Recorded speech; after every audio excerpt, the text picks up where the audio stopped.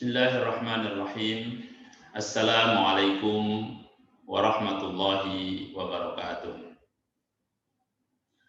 Alhamdulillah wassalatu wassalamu ala Rasulillah wa ala alihi wa sahbihi wa mawalah wa ba'du.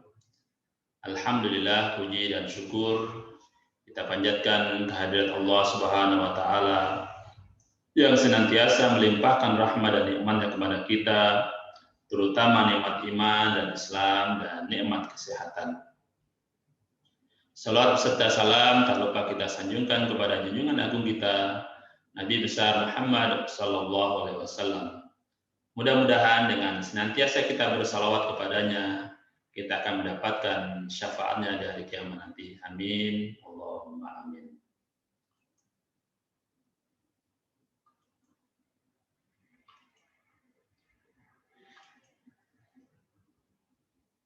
Sahabat studi ilmu hadis yang berbahagia, pada kesempatan yang berbahagia ini kita akan membahas tentang pengertian dan struktur hadis.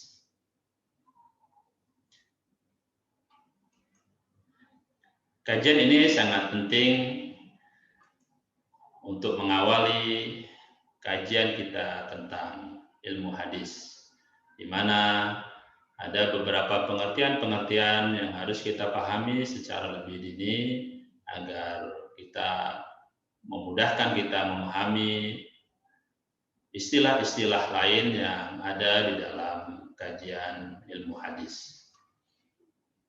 Dalam kajian ini kita akan bicara tentang pengertian sunnah, khobar, hadis, sunnah, khobar, dan asar, di mana keempat istilah ini sering digunakan ketika menyebutkan sesuatu yang disandarkan kepada Rasulullah SAW.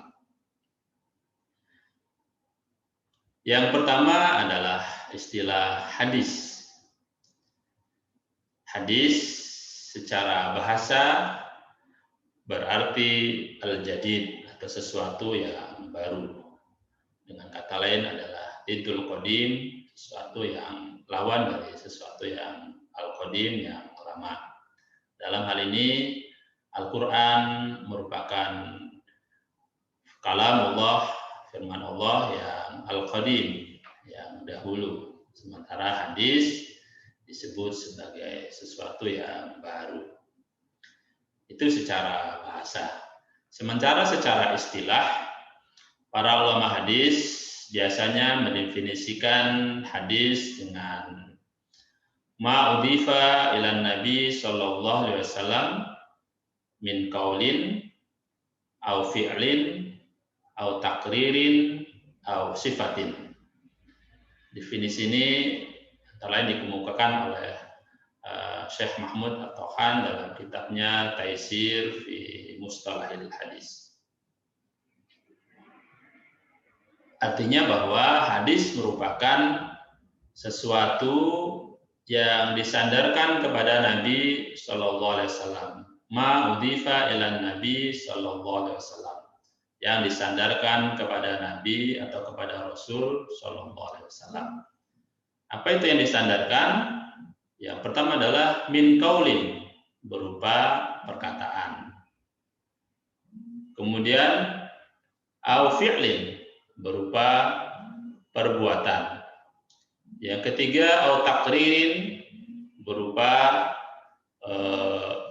ketetapan. Dan yang keempat adalah au sifatin, berupa perbuatan. Jadi berdasarkan definisi ini ada 4 hal yang disandarkan kepada Rasulullah SAW. Yang pertama adalah berupa qaul atau perbuatan atau perkataan, sehingga disebut dengan hadis al-qauli, disebut dengan hadis perkataan. Misalnya hadis tentang innamal a'malu binniyat, itu merupakan contoh hadis qauli. Artinya karena Rasulullah sendiri yang mengucapkan lafaz dari hadis itu. Hadis lain misalnya La yu'minu ahadukum hatta yuhibba li akhihi ma yuhibbu li nafsihi. Intinya kalau kita membaca hadis, membaca kitab hadis, kemudian ada kata-kata qala Rasulullah sallallahu alaihi wasallam, berarti hadis itu berupa perkataan langsung dari Rasulullah sallallahu alaihi wasallam. Yang kedua berupa fi'lin atau perbuatan, sehingga disebut dengan hadis al-qauli atau hadis al-fi'li, disebut dengan hadis perbuatan. Misalnya terkait dengan perbuatan-perbuatan yang dilakukan oleh Rasulullah SAW dalam hal ibadah, ya, dalam mengerjakan sholat, tentang bagaimana tata cara Rasulullah SAW mengangkat kedua tangan ketika takbiratul ihram, kemudian bagaimana tata cara Rasulullah sujud, ruku, dan duduk di antara dua sujud dan sebagainya. Atau dalam ibadah-ibadah yang lainnya, tata cara pelaksanaan haji dan sebagainya, itu menunjukkan bahwa Rasulullah SAW tidak mengatakan sesuatu, tapi melakukan. Nah, perbuatan Rasulullah ini dilihat, disaksikan oleh sahabat, kemudian diceritakan kepada orang lain, baik kepada sesama sahabat atau kepada generasi sesudahnya, yakni generasi tabi'in. Maka hadis ini disebut dengan hadis fi'li atau hadis perbuatan. Yang ketiga berupa takririn, berupa ketetapan. Apa yang dimaksud dengan takrir? Yaitu sesuatu yang dilakukan oleh sahabat, kemudian dilihat Nabi, tapi Nabi diam saja. Atau perbuatan itu dilakukan tidak sepengetahuan Nabi, tapi beritanya sampai kepada Rasulullah SAW dan Nabi diam saja. Nah, maka diamnya Nabi tersebut dianggap sebagai ketetapan, takrir, atau sesuatu yang dibolehkan. Karena Rasulullah SAW tidak akan mungkin mendiamkan perbuatan salah yang dilakukan oleh sahabat. Karena salah satu sifat wajib bagi Rasul adalah tabligh, menyampaikan. Jadi walaupun suatu yang pahit, pasti Rasul akan sampaikan kalau yang dilakukan oleh sahabat itu adalah perbuatan yang salah. Maka ketetapan yang demikian itu disebut dengan takrir. Misalnya yang sering dicontohkan oleh ulama terkait dengan takrir ini adalah kebolehan atau takrir Nabi terhadap seorang sahabat Khalid bin Walid yang memakan daging ad-dob atau biawak. Di mana Nabi ditawari makan daging itu, tapi Nabi diam saja, menolak, tidak mau memakan. Tapi ditanya oleh sahabat kenapa tidak mau, Nabi tidak melarang sahabat tersebut makan daging itu, tapi Nabi mengatakan bahwa dia tidak terbiasa memakan daging itu. Nah, ini menunjukkan bahwa diamnya Nabi tersebut menunjukkan bahwa perbuatan yang dilakukan oleh sahabat itu adalah boleh. Nah, ini disebut dengan takrir. Kemudian yang keempat yang disandarkan kepada Rasulullah adalah sifat, au sifatin. Baik sifat-sifat terkait dengan sifat khalqiyah yang menggambarkan tentang sifat-sifat jasmani Nabi. Misalnya hadis tentang karena Rasulullah Shallallahu Alaihi Wasallam ahsanun nasi wajhan, bahwa Rasulullah SAW merupakan seorang yang paling ganteng mukanya, paras wajahnya, wa ahsanuhu khalqan, dan paling baik postur tubuhnya, laisa bitawil al-ba'in wala bil qasir, tidak terlalu tinggi dan juga tidak terlalu pendek. Artinya postur tubuh Nabi adalah postur tubuh yang ideal. Hadis seperti ini berarti menjelaskan tentang sifat-sifat khalqiyah atau jasmaniah Nabi. Dan juga banyak sekali hadis-hadis yang menjelaskan tentang sifat-sifat khuluqiyah, sifat-sifat rohani Nabi. Bagaimana tentang kelemah lembutan Nabi, bagaimana tentang kesabarannya, dan sebagainya. Berarti ini juga termasuk hadis. Oleh karena itu, sesuatu yang disandarkan kepada Nabi, baik berupa perkataan, qaul, atau berupa perbuatan, fi'il, maupun berupa takrir, ketetapan, ataupun berupa sifat-sifat, maka itu semua termasuk daripada hadis. Ini pengertian hadis yang didefinisikan oleh ulama hadis. Kemudian yang kedua, istilah juga yang sering digunakan adalah sunnah.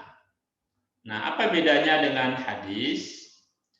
Secara istilah, pada umumnya para ulama hadis menyamakan antara istilah hadis dengan sunnah, yaitu segala sesuatu yang bersumber dari Rasulullah SAW, baik berupa perkataan, perbuatan, takrir, maupun sifat.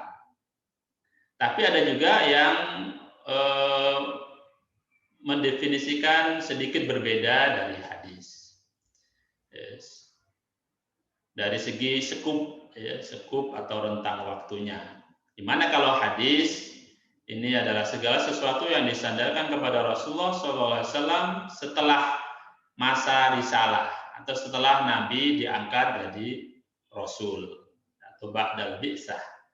Sementara sunnah itu rentang waktunya ya tidak hanya sebatas setelah Nabi diangkat jadi Rasul, tapi sebelum itu juga dianggap sebagai sunnah.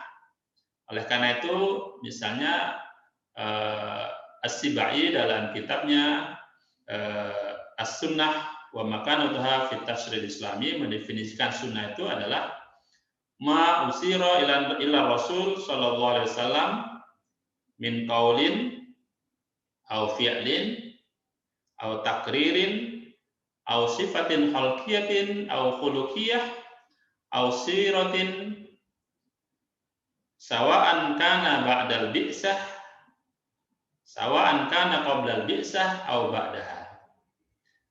Jadi ma usira ila rasul anin nabi sallallahu alaihi wasallam, apa yang disandarkan kepada Rasul sallallahu alaihi wasallam atau yang bersumber dari Nabi sallallahu alaihi wasallam, baik berupa perkataan, qaulin, au fi'lin, perbuatan, au takririn, ketetapan, au sifatin khalqiyah, au khuluqiyah, dan juga berupa sifat-sifat khalqiyah, sifat-sifat jasmani, dan sifat-sifat khalqiyah, au siratin, dan juga berupa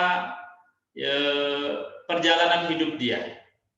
Karena sunnah secara bahasa berarti at-thariqah, perjalanan hidup, ya, jalan, baik jalan yang mahmudah atau mahmumah, yang terpuji maupun yang tercela, itu secara bahasa.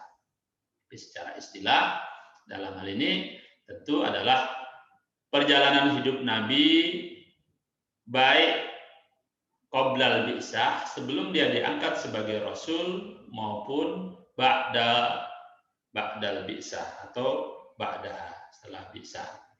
Jadi perbuatan-perbuatan Nabi sebelum dia diangkat jadi Nabi, para ulama biasa menyebutkan seperti perbuatan tahannus, artinya Nabi menyendiri di Gua Hira, ya, untuk menyendiri, bertafakur, ya, merenungkan, memikirkan nasib, ya, kaum yang menyembah berhala dan sebagainya, sehingga sampai beliau menerima wahyu di Gua Hira. Nah, perbuatan tahanus itu dianggap sebagai ya, sirah yang dilakukan oleh Nabi sebelum dia diangkat jadi Nabi. Oleh karena itu nanti dalam kajian tentang tasawuf misalnya, para kaum sufi ketika dia akan mensucikan dirinya, salah satu yang mereka lakukan adalah melakukan tahanus atau melakukan uzlah ke tempat-tempat yang terpencil dalam rangka untuk mensucikan diri. Nah, ini salah satunya mungkin diilhami atau menuruti jejak yang pernah dilakukan oleh Rasulullah untuk melakukan uzlah dari kaumnya. Nah, dalam hal ini artinya sunnah cakupannya lebih luas dari hadis, ya, tidak hanya setelah Nabi diangkat jadi Rasul, tapi sebelum itu juga dianggap sebagai sesuatu yang patut juga untuk diteladani. Karena bagaimanapun dalam sejarah hidupnya Rasulullah SAW meskipun belum diangkat jadi Rasul, tapi sejak kanak-kanak hingga remaja dia telah menunjukkan perilaku-perilaku yang baik, yang terkenal misalnya terkait dengan kejujurannya, sehingga Rasulullah SAW dikenal oleh kaumnya sebagai Al-Amin, orang yang terpercaya. Juga dalam hal perdagangan dan sebagainya, Rasulullah SAW menunjukkan tentang kejujurannya tersebut. Oleh karena itu, perbuatan yang dilakukan oleh Rasulullah sebelum dia diangkat jadi Rasul itu juga termasuk kategori sunnah menurut para muhaddisin, ulama hadis. Yang ketiga disebut dengan khobar, yaitu secara bahasa berarti an-naba, berita. Hampir sama juga dengan hadis. Nah, hadis secara bahasa juga bermakna al-khobar. Nah, pengertian khobar ya, pada umumnya para ulama menyamakan antara istilah khobar dengan hadis. Artinya segala sesuatu yang bersumber dari Rasulullah SAW. Tapi ada juga yang membedakannya bahwa kalau khobar selain yang disandarkan kepada Rasulullah SAW juga disandarkan kepada sahabat. Jadi sesuatu yang bersumber dari sahabat juga kadang disebut dengan khobar. Kemudian yang keempat disebut dengan asar atau istilah asar. Asar secara bahasa berarti baqiyatus syai' atau sisa dari sesuatu. Adapun secara istilah, sebagaimana halnya khobar, para ulama hadis juga menyamakan istilah asar dengan hadis. Tapi ada juga yang membedakan, kalau hadis semata-mata berasal dari Rasul, tapi kalau asar bisa bersumber dari sahabat, juga bisa bersumber dari tabi'in. Nah, nanti dalam kajian ilmu hadis, para ulama hadis membagi hadis berdasarkan sandarannya, apakah kepada Rasul, kepada sahabat maupun kepada tabi'in, sehingga hadis-hadis yang sanadnya sampai kepada Rasulullah nanti disebut dengan hadis marfu'. Sementara yang hanya sampai kepada sahabat disebut dengan hadis mauquf. Sementara yang sampai kepada tabi'in disebut dengan hadis maqtu'. Ini pembedaan istilah untuk hadis berdasarkan sandaran dari mana hadis itu bersumber atau sampai sejauh mana sanad hadis itu sampai kepada Rasul atau hanya sebatas sampai kepada sahabat, artinya itu perkataan sahabat, atau hanya sampai kepada tabi'in. Maka nanti dalam kajian selanjutnya akan dibicarakan tentang pembagian hadis baik dari sisi sumber sandarannya maupun nanti dari sisi kualitas dan sebagainya. Itu akan dibahas dalam kajian-kajian berikutnya. Baik, jadi dalam hal ini bisa kita pahami bahwa secara umum para ulama hadis menyamakan antara istilah hadis, sunnah, khobar, dan asar. Artinya kalau disebut dengan hadis atau sunnah atau khobar atau asar adalah sesuatu yang bersumber dari Nabi Shallallahu Alaihi Wasallam, baik berupa perkataan, perbuatan, ketetapan maupun sifat. Adapun ada juga sebagian yang membedakannya. Artinya khobar dan asar ini lebih umum, tidak hanya bersumber dari Nabi, tapi juga dari sahabat ataupun dari tabi'in. Jadi tergantung dengan ulama yang mendefinisikannya, atau ketika kita membaca hadis, kalau disebutkan dengan istilah yang berbeda, berarti dalam konteks itu asar atau khobar mungkin untuk menyebutkan sesuatu yang bukan dari Nabi, tapi dari selain Nabi. Baik, demikian pengertian tentang istilah-istilah yang berkaitan dengan hadis, sunnah, khobar, dan asar. Selanjutnya terkait dengan struktur hadis. Jadi di dalam hadis ada yang disebut dengan matan, sanad, dan mukharij. Nah, untuk mengetahui bagaimana struktur hadis itu, ada baiknya kita membuka langsung kepada kitab hadis. Misalnya di sini kita buka kitab hadis Sahih Al-Bukhari. Hadis Sahih Bukhari merupakan kitab hadis yang termasuk Ashahul Kutub Al-Quran. Kitab yang paling sahih setelah Al-Quran adalah Sahih Al-Bukhari yang disusun oleh Abu Abdullah Muhammad bin Ismail Al-Bukhari yang hidup pada rentang waktu tahun 1194 Hijriah sampai 256 Hijriah. Nah, misalnya kita buka hadis di bab iman, ya, di bab iman hadis tentang kecintaan kepada Rasul. Ya. Di dalam Kitabul Iman bab hubbur Rasul sallallahu alaihi wasallam minal iman.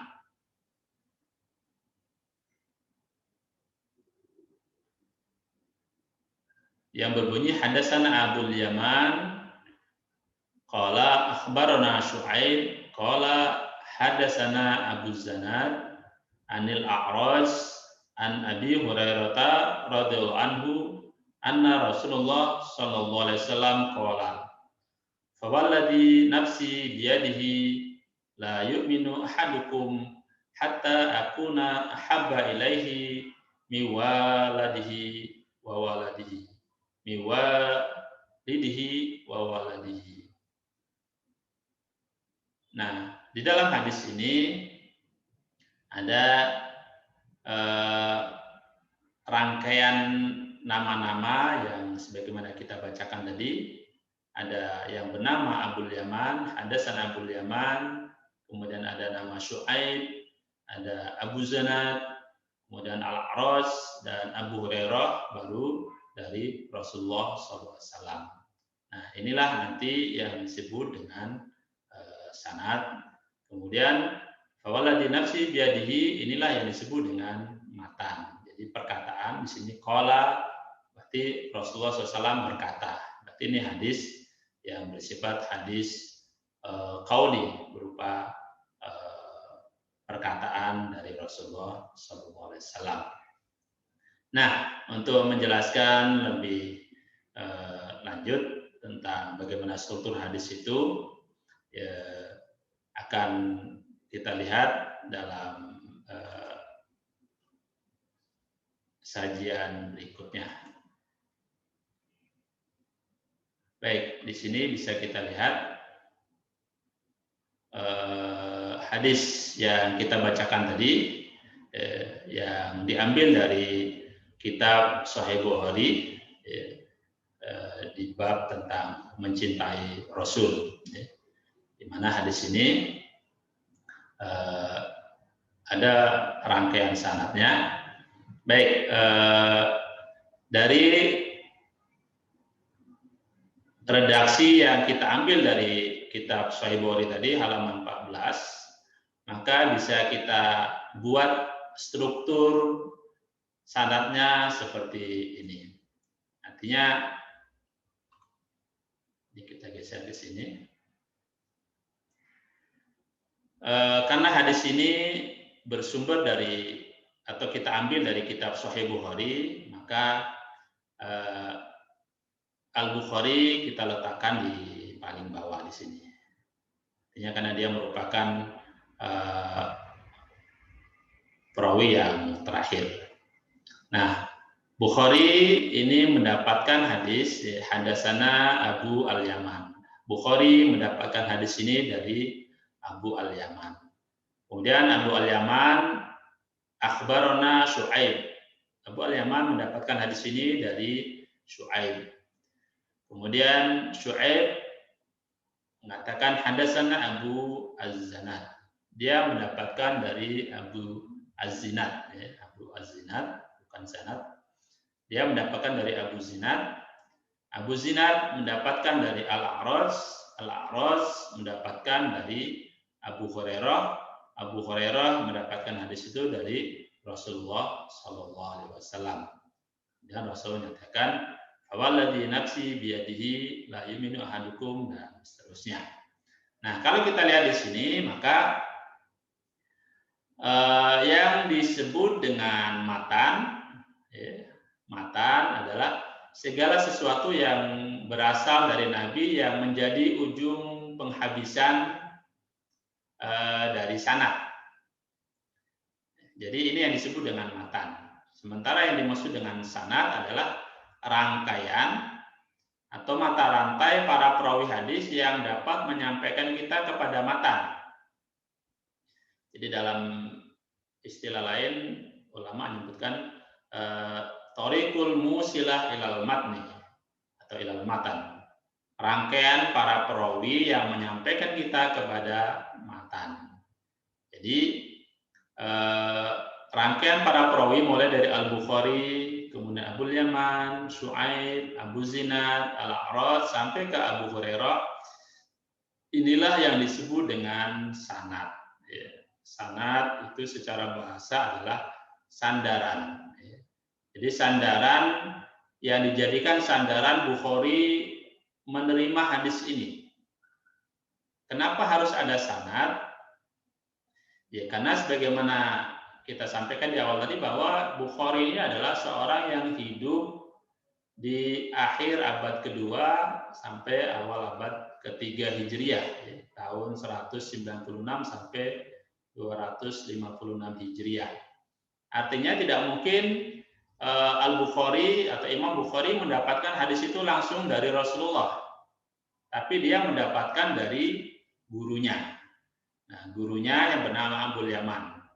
Nah, Abu Yaman dari mana? Dia juga dapat dari gurunya bernama Syuaib. Syuaib dari mana? Dia dapat juga dari gurunya atau meriwayatkan dari gurunya bernama Abu Zinad. Abu Zinad mendapatkan dari Al-A'raj, Al-A'raj dari Abu Hurairah, Abu Hurairah baru mendapatkan dari Rasulullah SAW. Nah, rangkaian para perawi inilah yang disebut dengan sanad. Sementara yang disebut dengan matan adalah redaksi dari hadis itu. Artinya ucapan Rasulullah SAW, karena hadis ini berupa hadis qauli, maka inilah yang disebut dengan matan. Kalau hadis itu berupa perbuatan, berarti ya, redaksi yang menceritakan tentang perbuatan Rasulullah itulah yang disebut dengan matan. Nah, sekarang siapa yang disebut dengan perawi? Perawi itu adalah orang yang meriwayatkan hadis dari seorang guru kepada orang lain yang tercantum dalam kitab hadis. Artinya orang yang meriwayatkan hadis.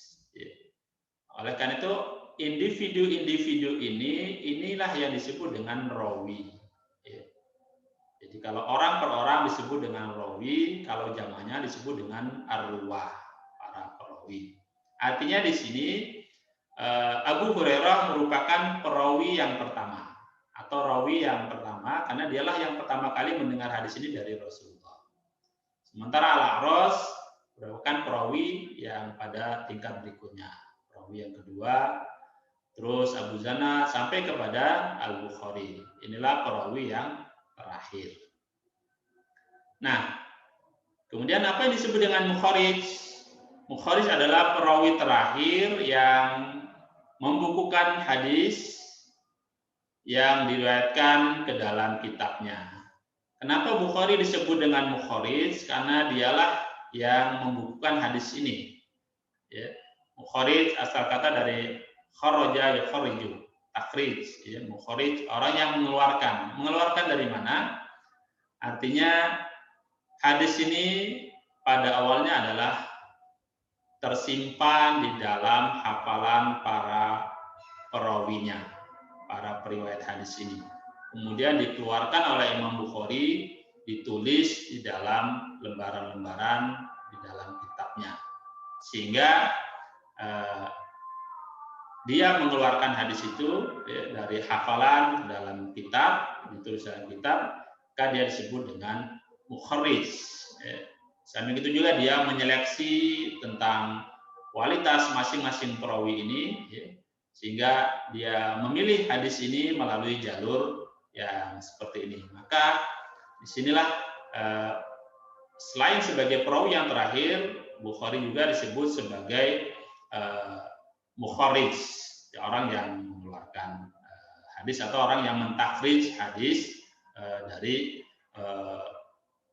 ulama-ulama atau para guru-gurunya yang selama ini diriwayatkan secara lisan.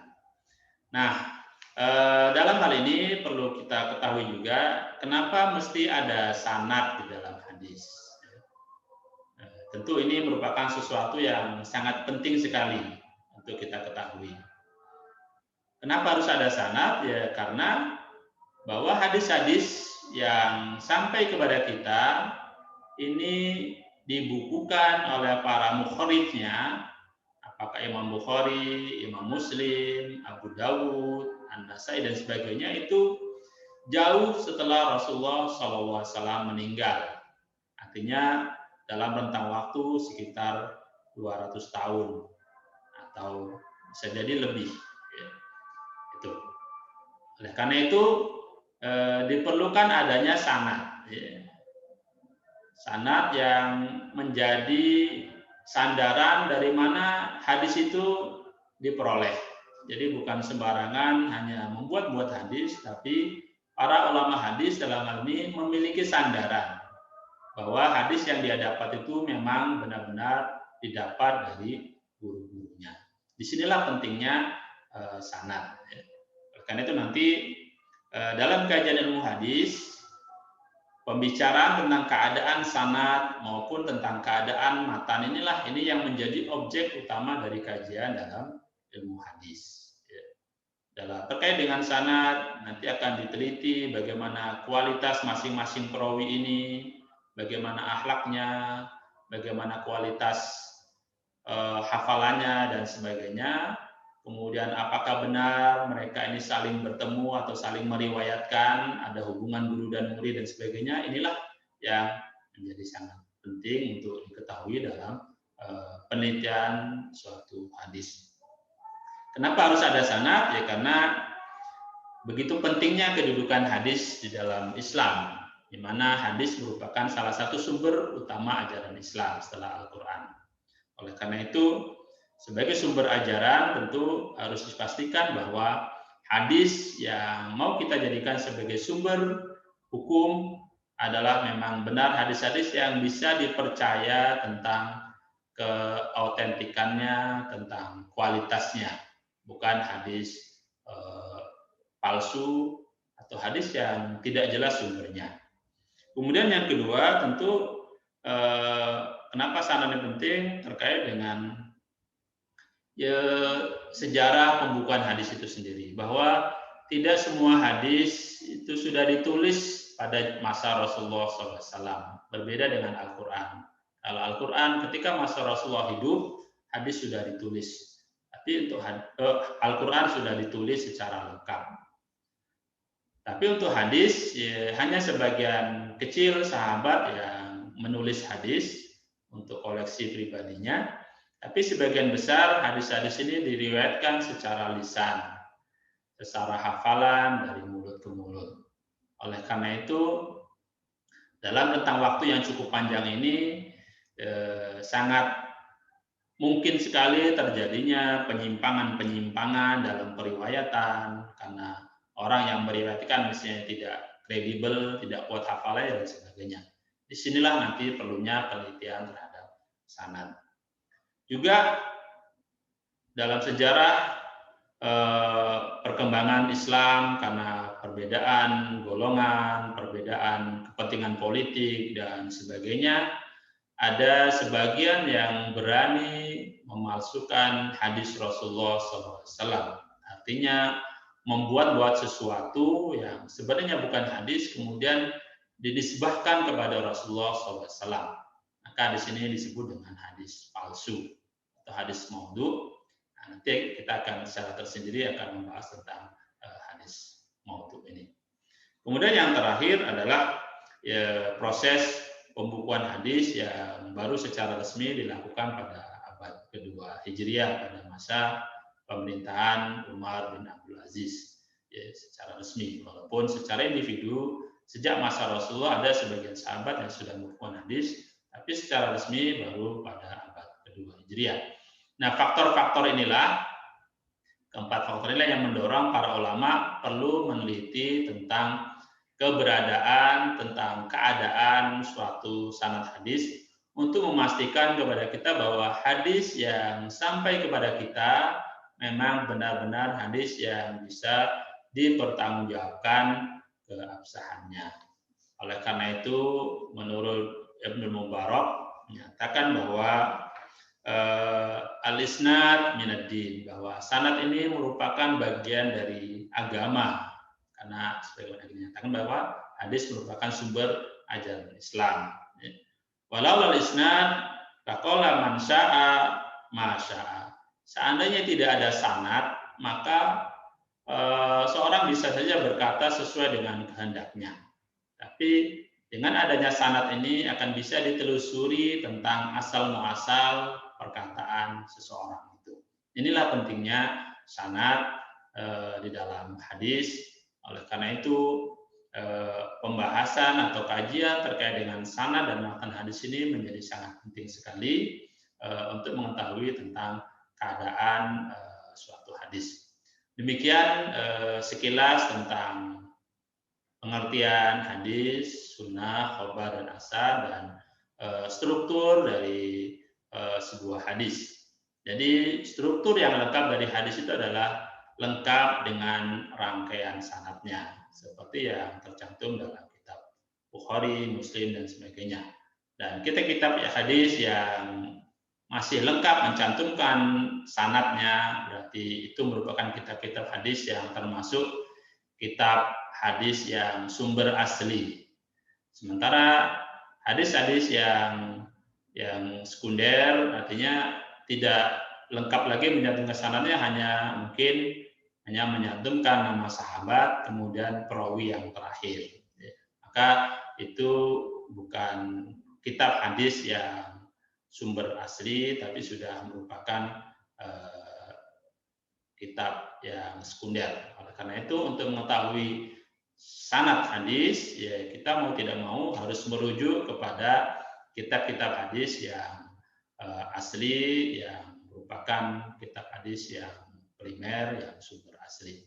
Demikian kajian kita kali ini, mudah-mudahan akan bermanfaat bagi kita sebagai pijakan awal untuk kita memahami kajian-kajian terkait dengan ilmu hadis.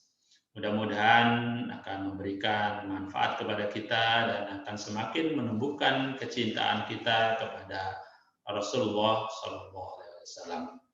Mudah-mudahan bermanfaat, dan lebih dan kurangnya mohon maaf. Kita tutup kajian kita dengan sama-sama membaca doa kafaratul majlis. Subhanakallahumma bihamdika asyhadu an la ilaha illa anta astaghfiruka wa atubu ilaik. Billahi taufiq wal hidayah. Wassalamualaikum warahmatullahi wabarakatuh.